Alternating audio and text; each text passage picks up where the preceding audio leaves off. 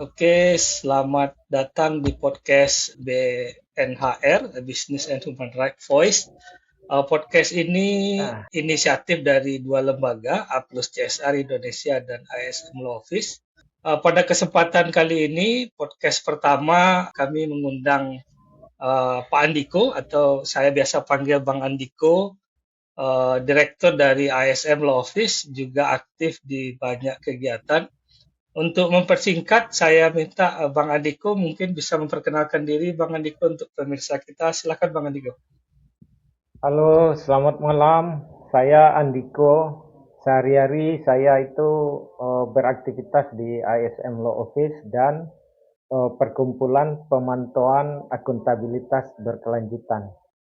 Kita fokus kepada bagaimana mengimplementasikan instrumen HAM ini di lapangan. Itu salah satu fokus pekerjaan kita.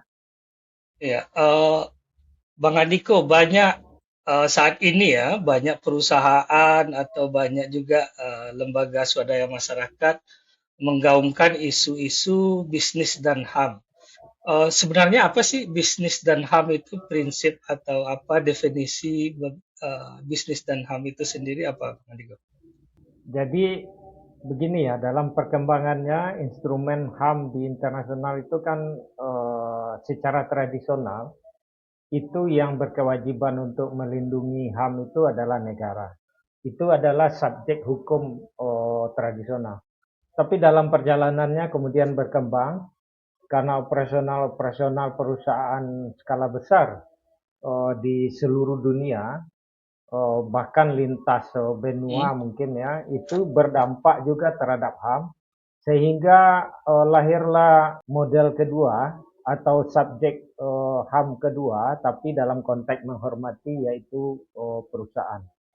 Jadi dalam kerangka itu kemudian John Ruggie itu salah satu aktor besar dalam prinsip bisnis dan HAM ini, itu menuliskan tiga pilar utama bisnis dan HAM itu, di mana negara berkewajiban untuk melindungi HAM, lalu perusahaan atau pihak swasta berkewajiban untuk menghormati HAM, dan mekanisme pemulihan yang efektif. Jadi kalau disederhanakan, bisnis dan HAM itu adalah bagaimana dunia bisnis dapat menghormati hak asasi manusia dalam setiap operasi dan rantai operasi serta rantai pasoknya. Oh, sebelum jauh kita membahas terkait bisnis dan HAM, Bang Andiko, mungkin banyak pertanyaan dari pemirsa kita. HAM itu sendiri apa sebenarnya, Bang Andiko? Terus dalam prinsip bisnis dan HAM, HAM-HAM apa saja sebenarnya yang masuk dalam kerangka penghormatan ini? Secara teori kan itu kita semua sudah tahu ya, ada dalam undang-undang kita, ada dalam instrumen internasional. Hak asasi manusia itu adalah hak dasar yang dimiliki setiap manusia sejak lahir. Jadi dia bukan diberi ya, itu bawaan dia sebagai manusia, sebagai anugerah Tuhan, itu bersifat universal dan tidak bisa dicabut oleh kekuatan apapun. Nah, hak itu kalau kita baca di dalam konteks instrumen ya, itu kan ada terbagi tiga besar ya. Pertama, hak generasi pertama itu adalah hak sipil politik, lalu generasi kedua hak sosial dan budaya, dan kemudian lahir generasi ketiga yaitu hak-hak yang terkait dengan hak yang bersifat komunal ya, bersama. Dan diantaranya kemudian lahir beberapa instrumen khusus terkait perempuan, misalnya, lalu terkait dengan pekerja anak, perlindungan anak, dan banyak lagi yang lebih spesifik. Nah, instrumen-instrumen ini juga menjadi patokan ya.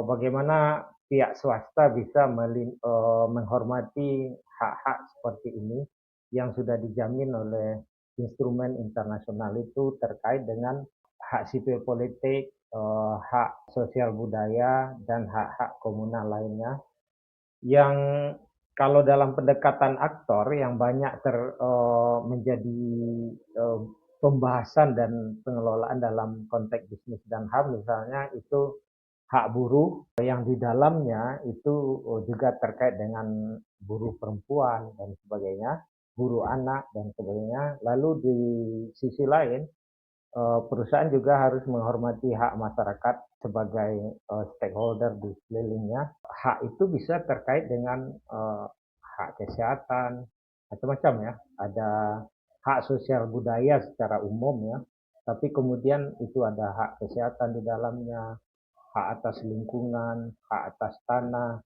Dan kalau kita berangkat kepada generasi ketiga hak, maka perusahaan harus menghormati hak masyarakat adat dan hak-hak komunal yang ada di dalamnya.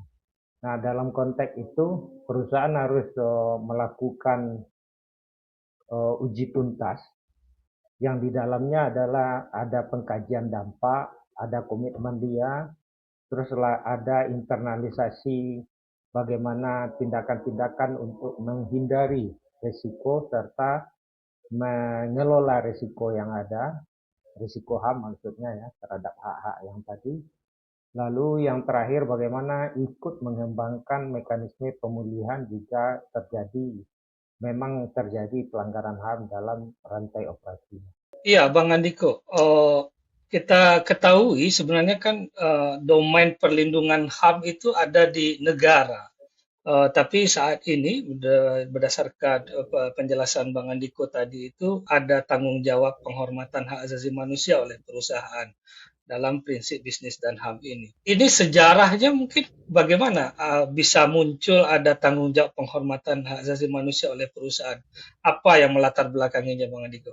Jadi ada sebuah operasi perusahaan di Afrika, kita bisa cek nanti di internet ya, yang itu di wilayah yang berkonflik ya.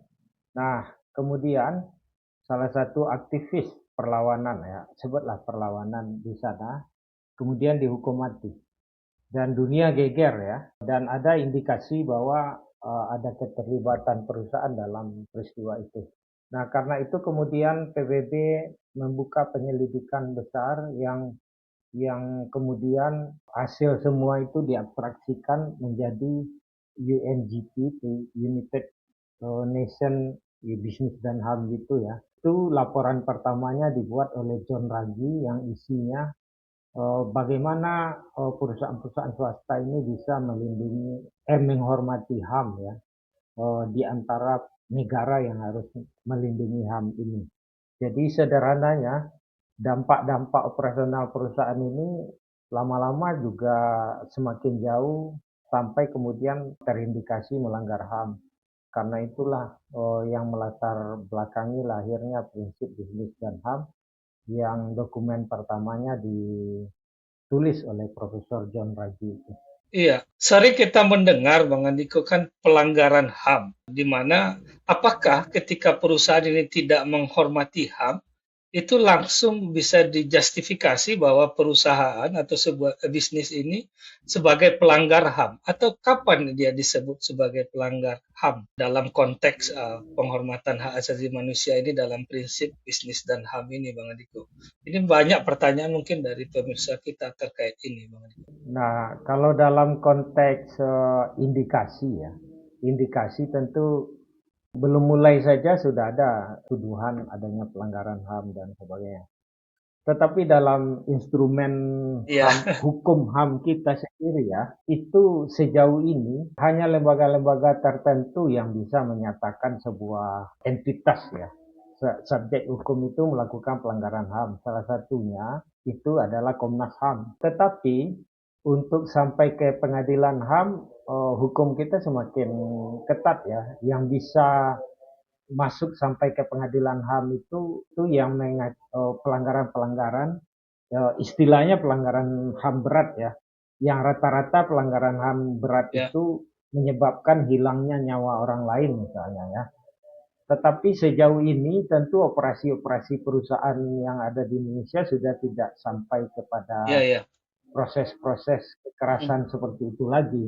Sehingga yang banyak berkembang sekarang kan ada warning dari publik bahwa sudah terjadi pelanggaran HAM walaupun secara substansi hukumnya perlu membuktikan pembuktian lagi.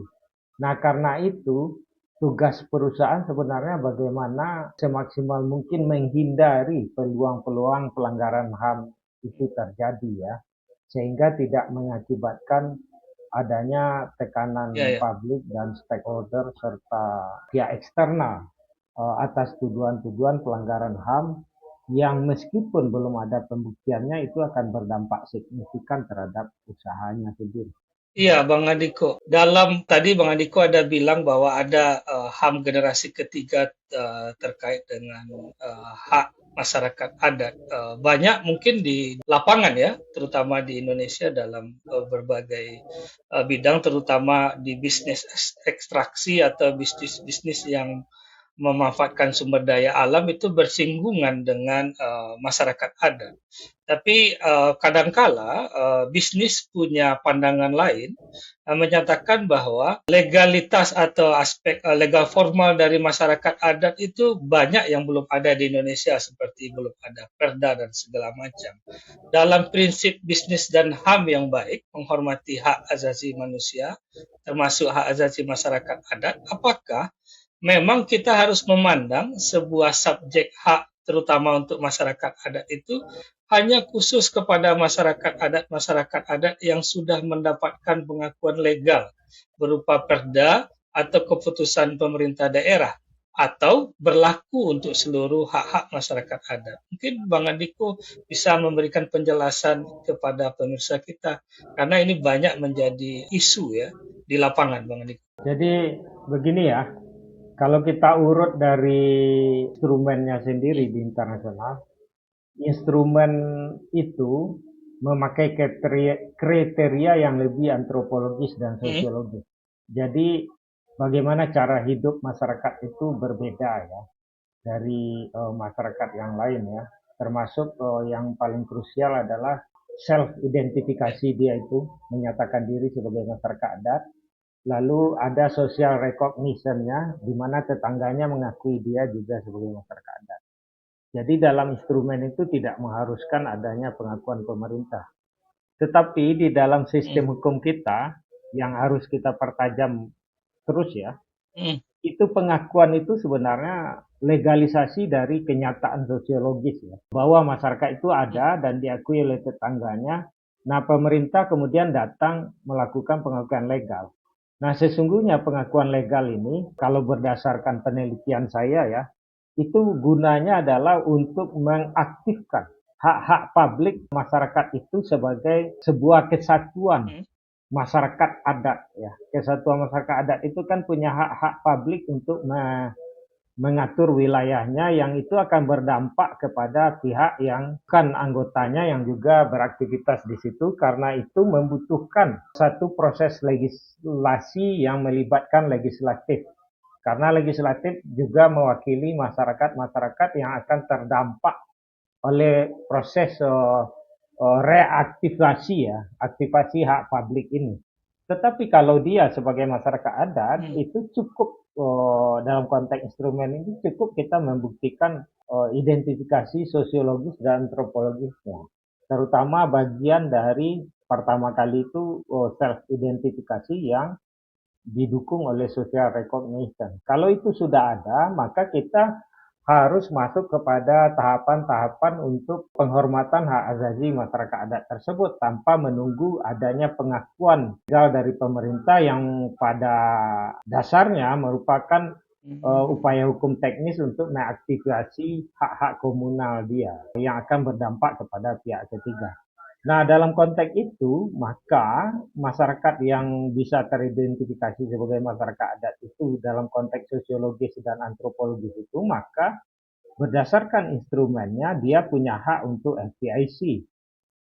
Nah, apa yang harus dilakukan oleh perusahaan dalam konteks itu? Pertama adalah selain FPIC ya, dia harus memastikan kalau bisa menghindari wilayah-wilayah yang pertama dia kaji dulu apakah proyek dia akan berdampak kepada masyarakat adat ini.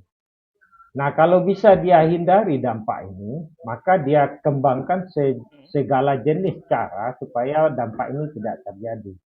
Kalau tetap akan berdampak, maka dikurangi skala dampaknya. Nah, kalau terjadi juga, maka dikelola dampaknya. Dan dampak-dampak itu yang terkena ke masyarakat adat itu harus ada proses remediasinya yang harus dikembangkan bersama mereka. Nah, sehingga FPIC itu memang jadi kunci pada setiap tahapan penghindaran dampak dan semuanya itu. Itulah esensi salah satu hak masyarakat adat yang harus kita Mm. lindungi tersebut. Iya, menarik sekali pembahasannya ini Bang Andiko terkait dengan hak asasi manusia ini ya, terutama terkait masyarakat adat banyak sekali isu-isu ini. Karena ini podcast podcast pertama ya, masih tahap pengenalan kita. Nanti mungkin kita akan buat sesi-sesi khusus per topik, nanti terkait dengan masyarakat Ya, adat mungkin, ada juga terkait dengan land akuisisi, terkait dengan hak atas ya, itu. lingkungan, terkait dengan hak tenaga kerja, keamanan Hmm. dan segala macam. Mungkin terakhir Bang Andiko, karena ini podcast pertama ya, terakhir apa saran Bang Andiko kepada bisnis ya untuk mulai bagaimana mereka bisa mulai untuk menerapkan prinsip bisnis dan HAM ini? Apa sih langkah-langkah yang disarankan oleh Bang Andiko ya atau oleh teorinya ya, secara teori dan secara praktikal langkah-langkah apa yang harus dijalankan oleh sebuah bisnis untuk menerapkan prinsip bisnis dan HAM ini, Bang Andiko? Itu kan ada yang namanya human right due diligence. Nah, ini masalahnya kadang membingungkan ya. Due diligence dalam dunia hukum itu audit, ya. Ya, ya. Audit legal Hmm, gitu. Tapi kalau due diligence dalam konteks bisnis dan HAM itu serangkaian tindakan untuk mengimplementasikan prinsip bisnis dan HAM. Itu apa yang ada di dalamnya? Pertama, kita buat dulu komitmen publik kita terhadap HAM. Bisa umum dan bisa spesifik bahwa perusahaan kita ini menghormati HAM. Kalau spesifiknya hak masyarakat adat, misalnya hak buruh dan sebagainya. Lalu setelah itu kita harus melakukan penilaian atas dampak operasi kita terhadap HAM. Itu berlevel-level ya, bisa di lapangan, kabupaten, provinsi, regional dan sebagainya itu. Lalu setelah itu, setelah ada penilaian dampak itu, maka kita akan ada rekomendasi-rekomendasi yang dihasilkan yang kemudian akan kita integrasikan ke internal kita, baik dalam bentuk sistem pengetahuan dan sebagainya, misalnya SOP dan sebagainya. Lalu yang tak kalah pentingnya adalah bagaimana kita membuat dua hal yang ini jadi krusial ya. Yang pertama adalah mekanisme keluhan berbasis HAM, yang itu ada prinsip ya, sendiri. Lalu kemudian bagaimana kita memberi perhatian khusus kepada keamanan berbasis HAM. Karena keamanan ini cenderung menjadi pintu masuk terjadinya tuduhan-tuduhan pelanggaran HAM atau terjadinya pelanggaran HAM. Nah, yang terakhir itu kita harus bagaimana jeli ya mengembangkan model-model remediasi terhadap masyarakat terdampak.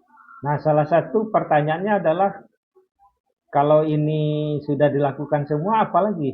Nah, itu adalah persoalan akuntabilitas.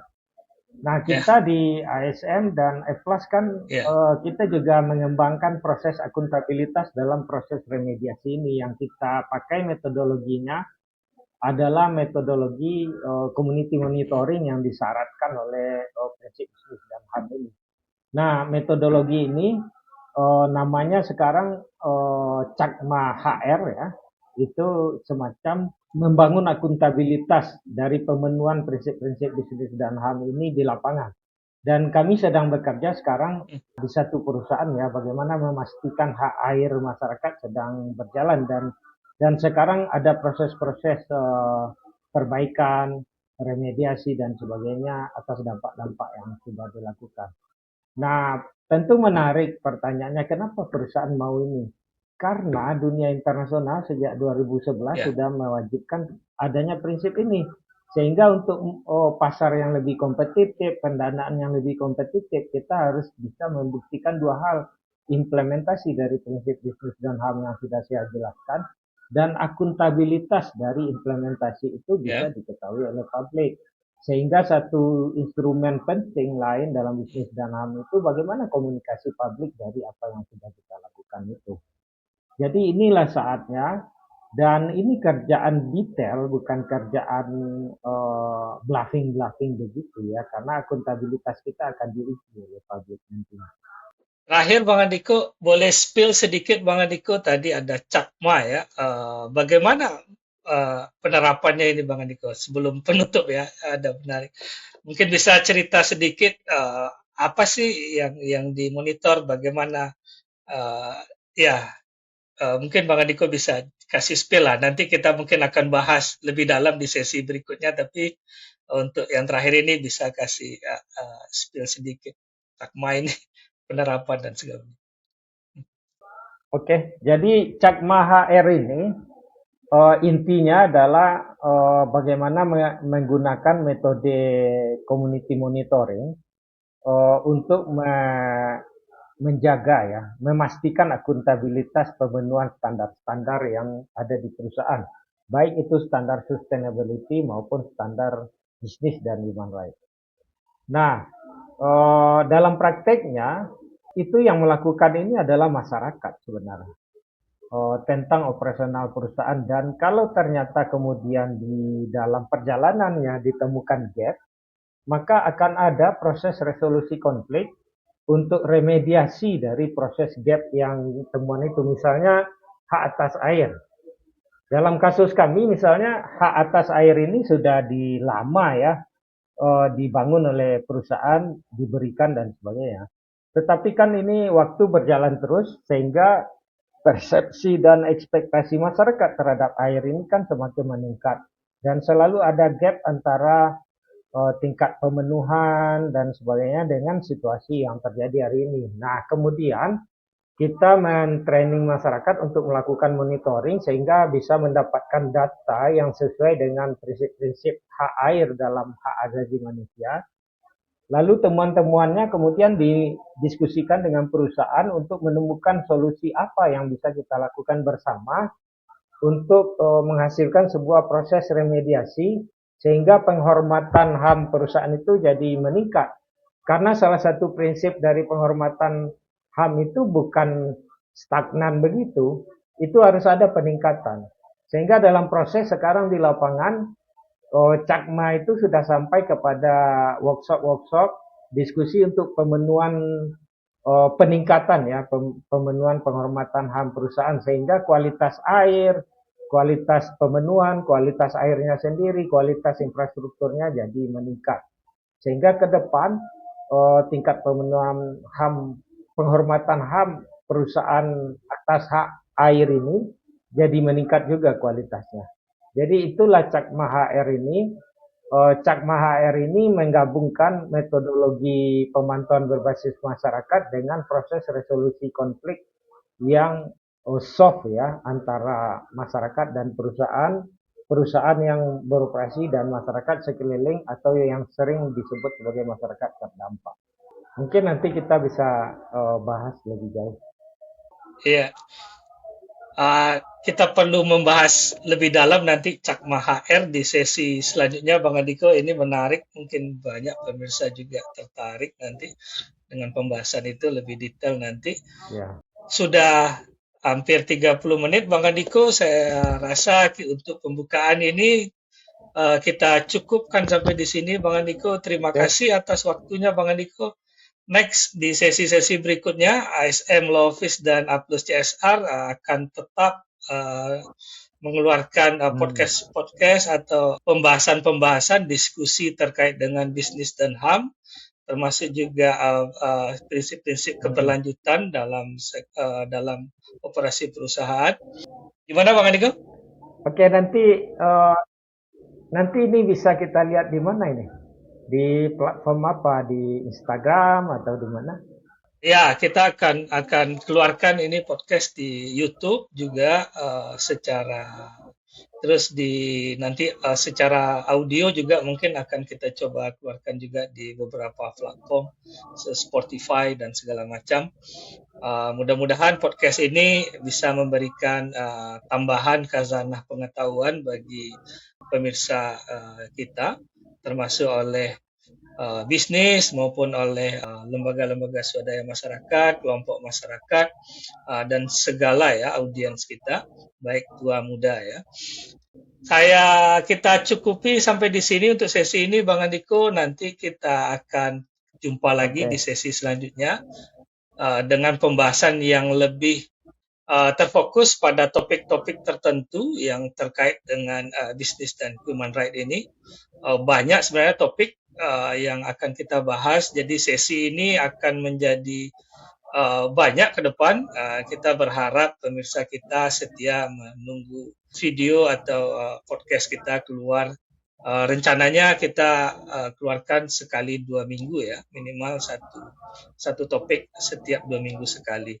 Terima kasih Bang Andiko atas waktunya dan oke, penjelasannya. Dan mudah-mudahan prinsip bisnis dan HAM ini menjadi sebuah kegiatan atau program yang memang dijalankan oleh banyak bisnis dan dipahami oleh semua masyarakat di Indonesia.